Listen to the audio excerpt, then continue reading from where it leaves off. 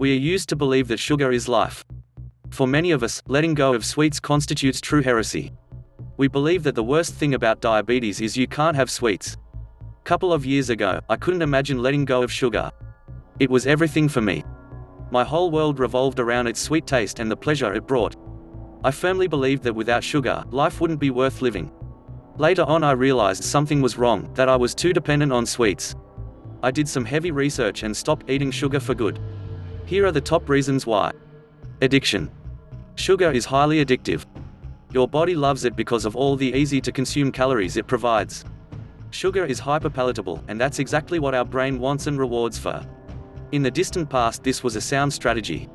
Food was scarce, and tapping into rich energy source meant surviving in harsh environment. Today, it rather means obesity and diabetes, but we can't explain it to our subconscious. In addition, sweet taste is a sign of food you can safely eat, and we learn it since we're born thanks to our mother's breast milk. That's right, it's also a little sweet because of the lactose it contains.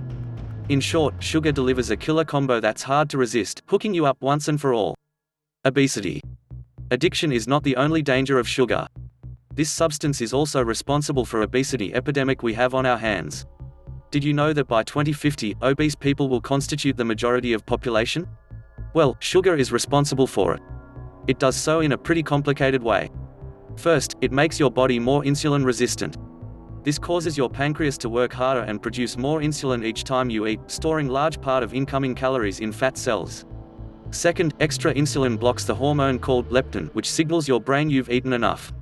This causes you to eat more because your body thinks it's starving. Note this is partially true, because a serious chunk of your meal was just turned into fat. Sugar also causes visceral fat, the most dangerous kind there is. There's a term, TOFI, which stands for thin on the outside, fat on the inside.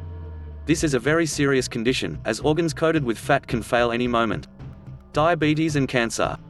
Finally, sugar leads to deadly disease. The first one is diabetes. As you know, sugar causes your body to become more resistant to insulin. When you abuse sugar long enough, it becomes chronic.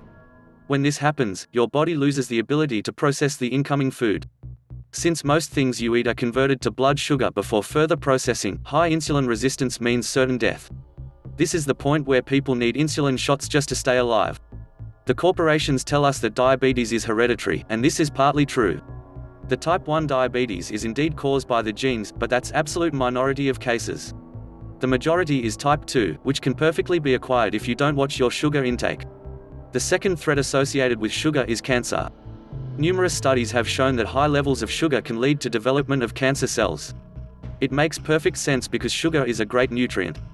Having lots of it in your bloodstream gives your enemy the energy to survive and flourish. Think about it when you eat that extra chocolate bar. Do you really want to take a chance? Especially considering many other health problems that sugar causes directly or indirectly. I'm pretty sure that in the future we will discover more about the deadly effects of sugar on our health. What you should do right now is avoid sugar as much as possible, because the corporations have turned it into a weapon against us. Avoid all sweet beverages, stay clear of processed foods as much as possible, and replace sweets with fruit. It'll be hard at first, but your body will thank you later.